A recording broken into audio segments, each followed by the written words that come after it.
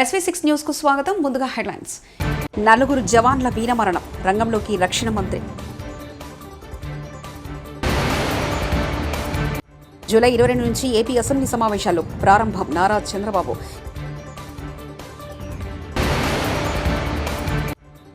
ఇదేనా ప్రజాస్వామ్య పాలన, ఎటుపోతుంది సబిత.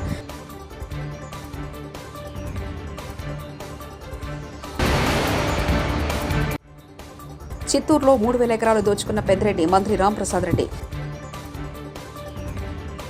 జమ్మూ కాశ్మీర్లోని దోడాలో ఉగ్రవాదులతో జరిగిన ఎన్కౌంటర్లో 4 భారత ఆర్మీ సైనికులు వీరమరణం పొందిన నేపథ్యంలో రక్షణ శాఖ మంత్రి రాజ్నాథ్ సింగ్ రంగంలోకి దిగారు. ఆర్మీ చీఫ్ ఉపేంద్ర ద్వివేదితో మాట్లాడారు. 4 సైనికులు అమరులైన నేపథ్యంలో ఎలాంటి చర్యలైనా తీసుకునేందుకు స్వేచ్ఛ ఇస్తున్నట్లు ఆర్మీ చీఫ్ కు రక్షణ మంత్రి చెప్పారు. ఇక ఎన్కౌంటర్ కు సంబంధించి దోడాలో పరిస్థితులు, కొనసాగుతున్న ఆపరేషన్ గురించి అడిగి తెలుసుకున్నారు.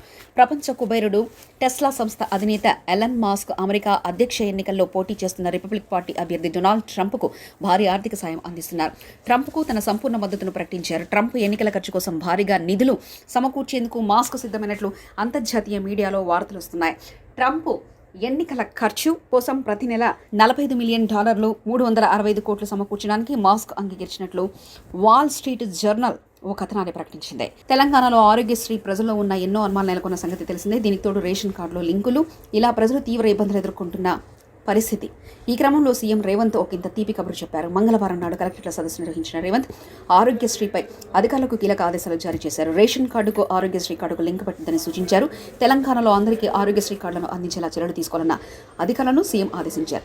ఏపీ అసెంబ్లీ సమావేశంలో జూలై 22వ తేదీ నుంచి ప్రారంభం కానున్నాయి. ఈ మేరకు మంగళవారం అమరావతిలో సీఎం నారా చంద్రబాబు నాయుడు అధ్యక్షతన జరిగిన కేబినెట్ భేటీలో ఈ నిర్ణయం తీసుకున్నారు. అలాగే ఈ సమావేశంలో ఓట్ ఆన్ అకౌంట్ పెట్టాలా లేకుంటే ఆర్డినెన్స్ పెట్టాలా అనే అంశంపై ఈ భేటీలో కీలక చర్చ జరిగింది. అయితే 3 రోజుల పాటు ఈ అసెంబ్లీ సమావేశాలు జరగనున్నాయనే సమాచారం. గవర్నర్ ప్రసంగంతో ఈ సమావేశాలు ప్రారంభం కానున్నాయి. ఇక శ్వేతపత్రాల ప్రస్తావన సైతం అసెంబ్లీలో తీసుకురావాలని కేబినెట్ లో చర్చ జరిగినట్లు తెలుస్తుంది. మరోవైపు ఈ కేబినెట్ భేటీలో పలు కీలక నిర్ణయాలు సైతం తీసుకున్నారు. ప్రతిపక్ష ఎమ్మెల్యేల నియోజకవర్గాల్లో ఓడిపోయిన అభ్యర్థుల కార్యక్రమాలు చేస్తున్నారని, అధికారులు వారిని స్టేజ్ మీదకి కూర్చోబెడుతున్నారని మాజీ మంత్రి సబితా ఇంద్రారెడ్డి ఆగ్రహాన్ని వ్యక్తం చేశారు. మంగళవారం స్పీకర్ గడ్డం ప్రసాద్ కుమార్తో బీఆర్ఎస్ ఎమ్మెల్యేలు భేటీ అయ్యారు. పార్టీ ఫిరాయించిన వారిపై అనర్హత వేటు వేయాలని స్పీకర్ను కోరారు. అనంతరం వారు మీడియాతో మాట్లాడుతూ పార్టీ కండువాలు కప్పుకొని ఓడిన అభ్యర్థులు చెక్కులు పంపిణీ చేస్తున్నారని సబితా అన్నారు.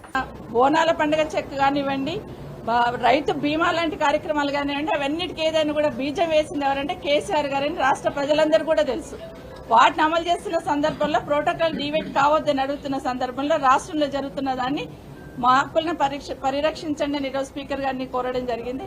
ఆశ్చర్యం ఏంటంటే ఎండోమెంట్ ఆఫీసర్ గారు పైన వాళ్ళ డీసీకి ఫోన్ చేసి క్లారిఫికేషన్ అడిగితే కూడా ఓడిపోయిన క్యాండిడేట్ ని పిలవాల్సిందే స్టేజ్ మీదకి అని చెప్పి పిలుచుకోవడం జరిగింది.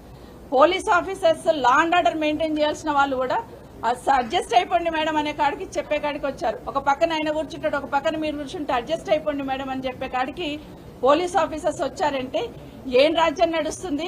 మార్పు అంటే ఇదేనా? ప్రజలు ఇదే కోరుకున్నారా అనేది ఒక్కసారి ఆలోచించమని కోరుతా ఉన్నాను. ప్రజాపాలన అంటే ఇదేనా ప్రజాపాలన అనేది దయచేసి ఆలోచించాలి అధికారంలో ఉన్న వాళ్ళందరూ కూడా అని మనవి చేస్తా ఉన్నాను. ఈరోజు ప్రతిపక్షం శాసనసభ్యులు ఉన్న దగ్గర ఏ విధంగా అయితే ఓడిపోయాలని మీరు స్టేజ్ మీద తీసుకొచ్చి కూర్చోబెడుతున్నారో, మీ నియోజకవర్గాలలో కూడా అదే విధంగా మీరు మీ దగ్గర ఓడిపోయిన వాళ్ళని కూడా స్టేజ్ మీద తీసుకొచ్చి కూర్చోబెట్టండి. అదొక సంప్రదాయాన్ని మీరే తీసుకురండి, లేకపోతే చట్టాన్ని తీసుకురండి. ఓడిపోయిన వాళ్ళు కూడా స్టేజ్ మీద ఉండాలి అని మొట్టమొదటిగా మా గౌరవ ముఖ్యమంత్రి రేవంత్ రెడ్డి గారి నియోజకవర్గంలోనే మొదలు పెట్టండి. ఓడిపోయిన వాళ్ళని కూడా నాతో పాటు పక్కన కూర్చోబెట్టుకుంటాను మీరు మొదలు పెడితే డెఫినెట్ గా మేము కూడా దాన్ని యాక్సెప్ట్ చేసి ముందుకు తీసుకెళ్తాం.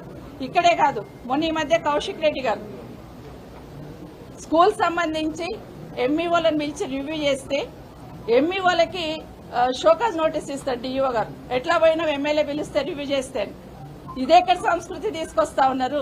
ఎమ్మెల్యే గారు స్కూల్ సంబంధించిన విషయాలను రివ్యూ చేస్తుంటే దానికి సంబంధించిన ఆఫీసర్స్ ఎంఈఓలందరికీ కూడా షోకాజ్ నోటీస్ ఇవ్వడం వల్ల దాన్ని జిల్లా పరిషత్ మీటింగ్ లో ప్రశ్నిస్తే ఎమ్మెల్యే గారి మీద కేసు పెట్టడం జరిగింది. కనీసం కేసులు పెడుతున్నప్పుడు స్పీకర్ గారు పర్మిషన్ తీసుకోవాలని కూడా ఆలోచన లేకుండా కేసు రిజిస్టర్ చేయడం జరిగింది. కోవా లక్ష్మి గారు తను ప్రోటోకాల్ పాటించట్లేదని తను కలెక్టర్స్ వాళ్ళని అడిగితే అక్కడ కూడా మమ్మల్ని మా విధులకు ఆటంకం కలిగించారని కేసు పెట్టడం జరిగింది.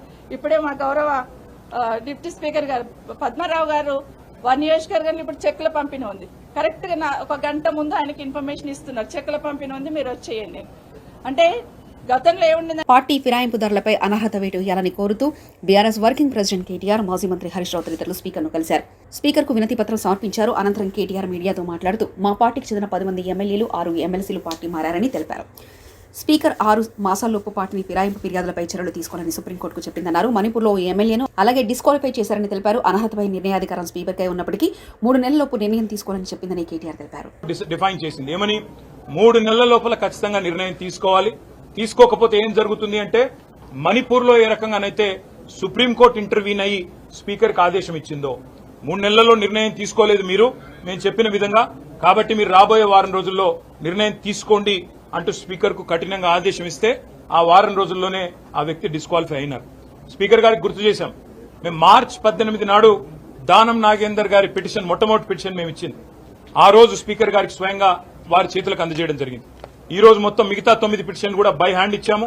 ఇంతకంటే ముందే దాదాపు ఒక 7 పిటిషన్లు మేము by email, by registered post, by WhatsApp కూడా స్పీకర్ కార్యాలయానికి పంపించాము వివిధ తేదీల్లో. కాబట్టి స్పీకర్ గారికి ఈ రోజు మేము విజ్ఞప్తి చేసింది ఏమంటే, మీరు వెంటనే నిర్ణయం తీసుకోండి. ఇప్పటికే 4 నెలలు దాదాపుగా కావస్తా ఉంది, మరి 3 నెలల్లో నిర్ణయం తీసుకోవాలని చెప్పి మరి అక్కడ సుప్రీంకోర్టు తీర్పు ఉంది. దయచేసి స్పీకర్ గౌరవాన్ని, శాసనసభ గౌరవాన్ని కాపాడండి. సుప్రీంకోర్టు మీకు డైరెక్షన్ ఇచ్చే పరిస్థితి తెచ్చుకోవద్దు అంటూ కూడా స్పీకర్ గారిని మేము అభ్యర్థించడం జరిగింది. రాష్ట్రంలో అసాంఘిక శక్తుల్ని హెచ్చరిస్తున్నాం. ఈ అసాంఘిక కార్యకలాపాలన్నీ మానుకోండి. గంజాయి, మద్యం మత్తులో ఆడపిల్ల జోలికి రావద్దని హెచ్చరిస్తున్నా. చిన్న పిల్లల్ని కూడా వదలకుండా నంద్యాల, విజయనగరంలో జరిగిన ఘటనలు సభ్య సమాజం తలదించుకోలేని ఉన్నాయి. వ్యవస్థలు చెడిపోయి మనుషులు ఉన్మాదులా తయారయ్యే పరిస్థితి వచ్చింది. ఇది మొత్తం సరిచేసి బాధ్యత తీసుకుంటే తప్పు చేసిన వారిని కఠినంగా శిక్షలుంటాయి. నేను ఒకటే, రాష్ట్రంలో ఉండే ప్రతి ఒక్కరికి ఒకటే చెప్తున్నా, ఇల్లీగల్ యాక్టివిటీస్ ఎక్కడ జరిగినా వదిలిపెట్టం. I'm very clear. అలవాటైన వాళ్ళు ఎవరైనా ఉంటే అలవాట్లు మానుకోండి. మానుకోకపోతే మాత్రం చాలా ఫర్మ్గా ఉంటాం. రెండోది, గంజాయి మత్తులో లేకుంటే మద్యం మత్తులో ఇష్టానుసారంగా ఆడబిడ్డలపైన అత్యాచారాలు చేయడం, నేరాలు చేయడం, గంజాయి దాగి రోడ్డు మీద పడడం, ఇవి చేస్తే మాత్రం చాలా జాగ్రత్తగా ఉండండి. మళ్లీ మళ్లీ వార్నింగ్ ఇస్తున్నా. ఒకసారి చెప్పా, రెండోసారి చెప్పా, మూడోసారి చెప్పా, రేపు ఏం చేయాలనో కఠినంగా వ్యవహరించి చేసి చూపిస్తాం. హెచ్చరిక చేస్తున్నా రాష్ట్రంలో ప్రతి ఒక్కరికి, యాంటీ సోషల్ ఎలిమెంట్స్ కి అందరికీ హెచ్చరిక చేస్తున్నా.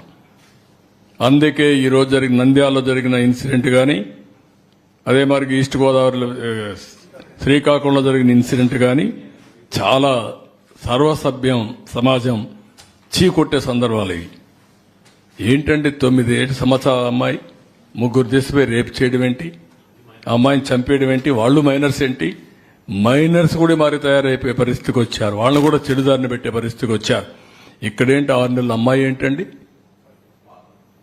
వాడు ఏంటి, కొంచెమైనా సరే చిన్న పిల్లల్ని కూడా మరి హెరాస్ చేసే పరిస్థితికి వచ్చారంటే ఎంత దారుణం మనం ఆలోచించాలంటే, ఇది వ్యవస్థ ఎంత భ్రష్టు పట్టింది, ఎంత చెడిపోయింది, మనసులు ఏ విధంగా కలుషితం అయిపోయినాయి. ఒక్కొక్కరు ఎట్లా తయారయ్యారంటే ఒక ఉన్మాదుల మారిగా తయారయ్యే పరిస్థితికి వచ్చారు. దీనికి కారణం గడిచిన 5 సంవత్సరాలు. దీన్ని చాలా గట్టిగా వార్నింగ్ ఇస్తున్నా. ఎవరికైనా ఇంకా మత్తుంటే మాత్రం షాక్ ట్రీట్మెంట్ తప్పదు. మీకు బీ కేర్ఫుల్ అన్ దట్. గత 5 ఏళ్లలో వైకాపా నాయకులు భారీ భూదోపిడి పాల్పడ్డారని, దీంతో నాటి మంత్రులు, ఎమ్మెల్యేల పాత్రే కీలక పాత్ర అని ఏపీ మంత్రి రాంప్రసాద్ రెడ్డి ఆరోపించారు. చట్టపరంగా సమగ్ర విచారణ జరిపి కఠిన చర్యలు తీసుకుంటామని, మైనింగ్ శాఖ అక్రమాల్లో గత ప్రభుత్వంలోని బడవ నేతల పాత్రపై విచారణ జరుగుతుందని చెప్పారు. చిత్తూరు జిల్లాలో మాజీ మంత్రి పెద్దిరెడ్డి రామచంద్రారెడ్డి, ఎంపీ మిథున్ రెడ్డి 3,000 ఎకరాలు దోచుకున్నారని, తిరుమల తిరుపతి దేవస్థానం ముఠాల భూములను పెద్దిరెడ్డి కుటుంబం వదలలేదని ఆరోపించారు. సమగ్ర విచారణతో ఈరోజు మా ప్రభుత్వం ముందుకెళ్తా ఉంది.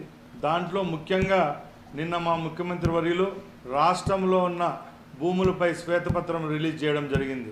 దాంట్లో కొన్ని నిజాలు మీ దృష్టికి తీసుకోబోదలిచాం. ముఖ్యంగా గత 5 సంవత్సరాల్లో ఆంధ్ర రాష్ట్రంలో సుమారు 1,75,000 ఎకరాల భూమిని వైసీపీ పార్టీ నాయకులైతేనేం, కార్యకర్తలైతేనేం కాజేయడం జరిగింది. దానిలో ప్రభుత్వం భూములున్నాయి, మఠాలకు సంబంధించిన భూములు, దేవాలయాలకు సంబంధించిన భూములు, అలాగే ప్రజలకు సంబంధించిన భూములు ఉన్నాయి.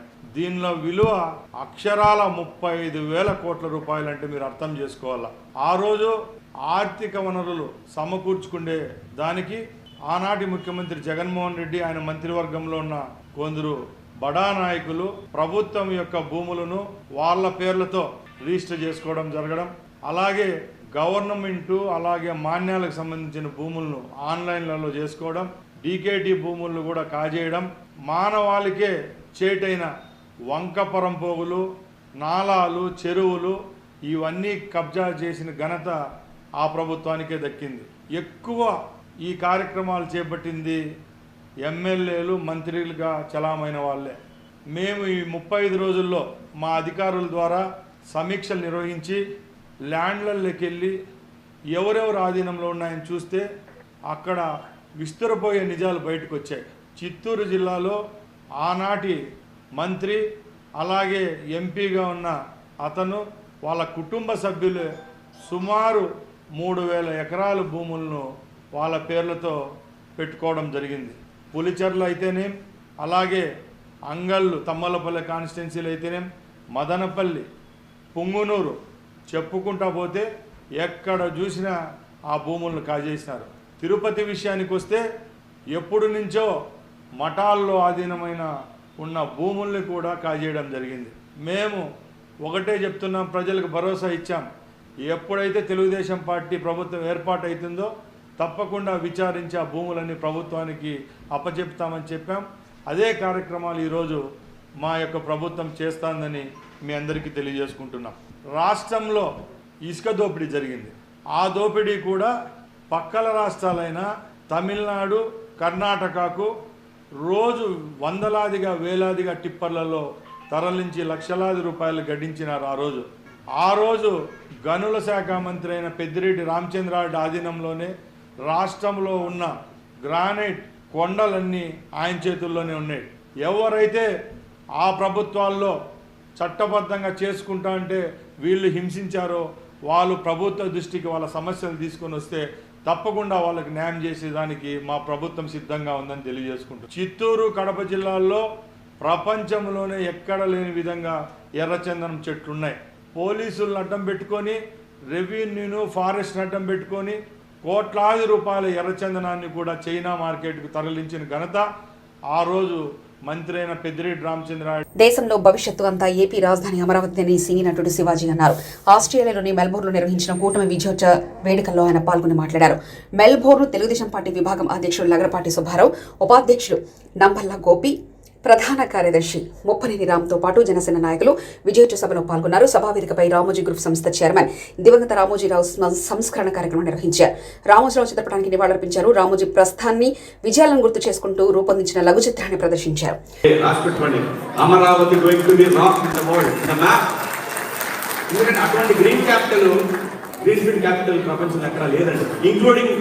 మీకు యూరోపియన్ కంట్రీస్లో కానీ, వెస్ట్రన్ కంట్రీస్లో కానీ, సౌత్ ఈస్ట్ ఏషియాలో కానీ అటువంటి గ్రీన్ ఫీల్డ్ క్యాపిటల్ రాదు.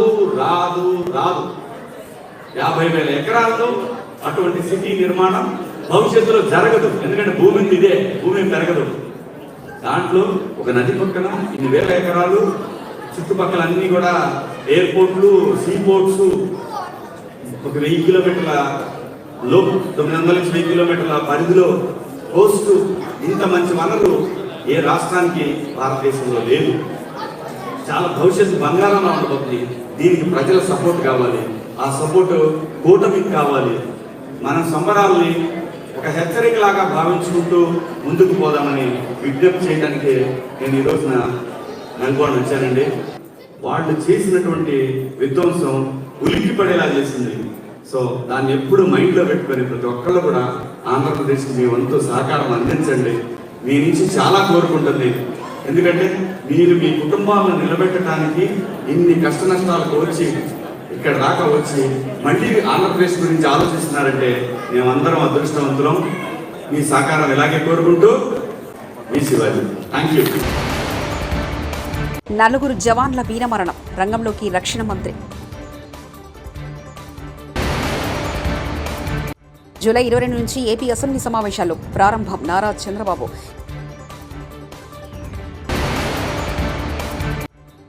ఇదేనా ప్రజాస్వామ్య పాలన? ఎటుపోతుంది సబిత?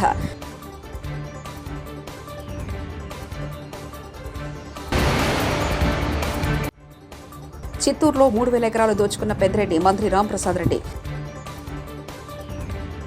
ఇవి బులెటిన్ విశేషాలు. చూస్తూనే ఉండండి SV6 న్యూస్.